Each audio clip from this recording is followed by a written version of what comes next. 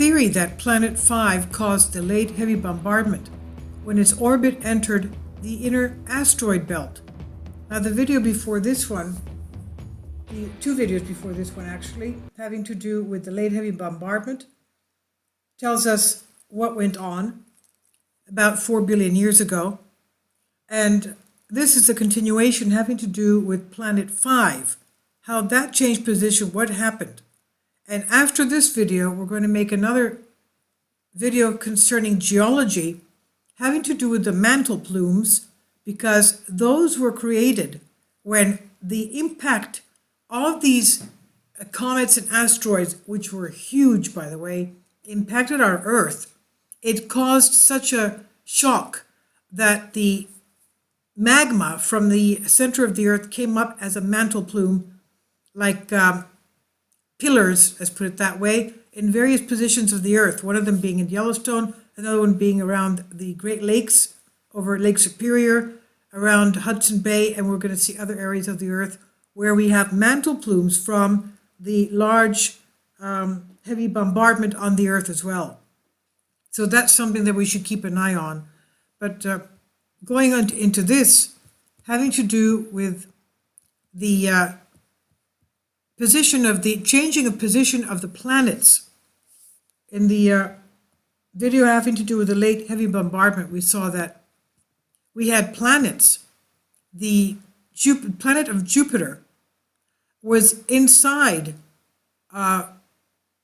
closer to our sun, and Saturn was as well closer to our sun. They changed orbits. Also, the asteroids, the planetesimals, came into the inner part of our solar system after the orbital shift of Neptune had gone way out, as well as Uranus going way out into our solar system. Now, the late Uranus-Neptune formation, according to one planetesimal simulation of the establishment of planetary system, the outermost planets, Uranus and Neptune, formed very slowly over a period of several billion years. Harold Leveson and his team also suggested that that relative low density of material in the outer solar system during planet formation would have greatly slowed their accretion. And this late appearance of these planets has therefore been suggested as a different reason for the large heavy bombardment, LHB. But recent calculations of gas flows combined with planetesimal runaway growth of the outer solar system implied that the Jovian planets, the big gas planets, formed extremely rapidly in the order of about 10 million years, which does not support this explanation for the large heavy bombardment. Now we go into the Planet 5 hypothesis. The Planet 5 hypothesis posits that a fifth terrestrial planet, terrestrial meaning the planet that is composed primarily of silicate rocks or metals within the solar system. The terrestrial planets are the inner planets close to the sun, that is Mercury, Venus, Earth, and Mars. Venus is just about it's smaller than Earth, but not much smaller. Mars is a lot smaller than Earth. So these terrestrial planets created the late heavy bombardment when its metastable orbit entered the inner asteroid belt. Planet V hypothesis posits that the fifth terrestrial planet, this one here, caused the late heavy bombardment when its metastable orbit entered the inner asteroid belt. The hypothetical fifth terrestrial planet, Planet 5, had a mass less than half of Mars and originally orbited between Mars and the asteroid belt. Planet 5's orbit became unstable due to perturbations from the inner planets, causing it to intersect the inner asteroid belt, and after close encounters with Planet 5, many asteroids entered Earth-crossing orbit, producing the late heavy bombardment. Planet 5 was ultimately lost, like plunging into the sun. In numerical simulations, an uneven distribution of asteroids with the asteroids heavily concentrated towards the inner asteroid belt, has been shown to be necessary to produce the Large Heavy Bombardment via this mechanism. An alternative version of this hypothesis, in which the lunar impactors are debris resulting from Planet 5 impacting Mars from the Borealis Basin. The Borealis Basin is the North Polar Basin, more commonly known as the Borealis Basin, is a large basin in the northern hemisphere of Mars that covers about 40% of the planet. So, Planet 5 impacting Mars forming the Borealis Basin has been proposed to explain a low number of giant lunar basins relative to craters and a lack of evidence of cometary impactors. Now, the disruption of Mars-crossing asteroid. A hypothesis proposed by Matija Cook posits that the last few basin-forming impacts were the result of collision disruption of large mass-crossing asteroids. This Vesta-sized asteroid, Vesta-sized meaning it was about diameter of about 326 miles across, meaning it was pretty big. So this Vesta-sized asteroid was a remnant of a population which initially was much larger than the current main asteroid belt. Most of the pre-Imbrian impacts would have been due to these Mars-crossing objects, with the Earth early bombardment extending to 4.1 billion years. A lull in basin-forming impacts then followed, during which the lunar magnetic field decayed. The lunar magnetic field decayed, it decreased.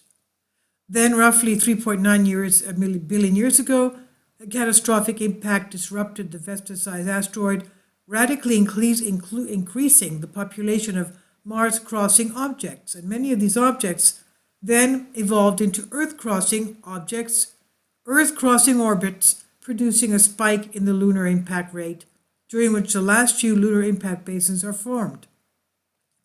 So, Matija Cook points to the weak or absent residual magnetism of the last few basins and a change in the size-frequency distribution of craters which formed during this late bombardment as evidence supporting this hypothesis.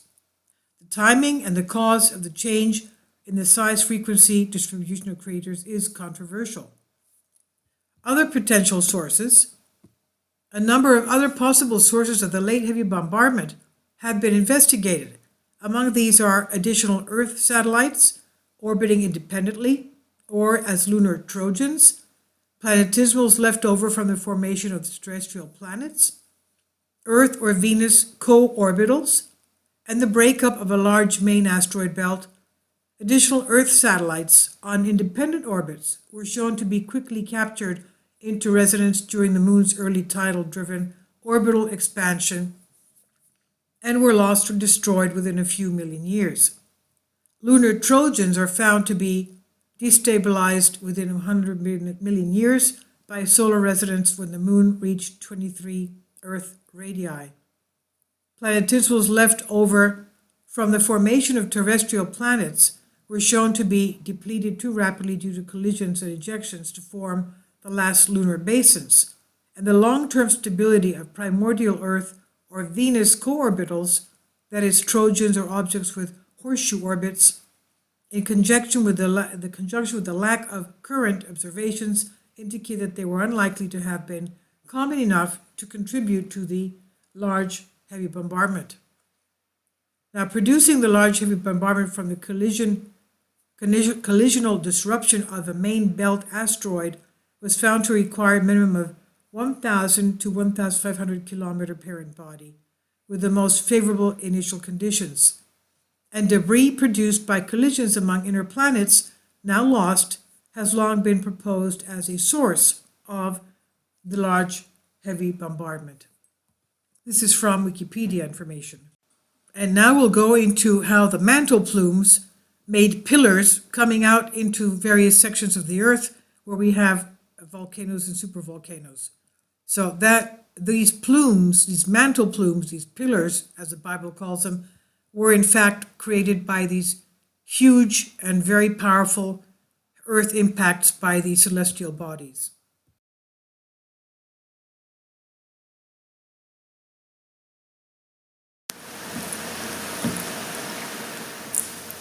If you'd like to join me on my Patreon account, you will hear content not covered by mainstream media. These riveting stories will be based on my research, and I will state my opinions and give my personal insight on diverse and controversial subjects and world events not covered by mainstream media, and not supported by YouTube guidelines. So whatever I have on my Patreon, most of those will not be on my YouTube channel. Please consider becoming a member today. More of the most significant and important videos will be on my Patreon channel. Your support helps me to continue my research and keeps this YouTube channel alive. And we depend on your support, your generous charity, because we help economically challenged families here in Athens, Greece, in Kapota, and we also help the young generation with university tuition and the community around our church. Thank you.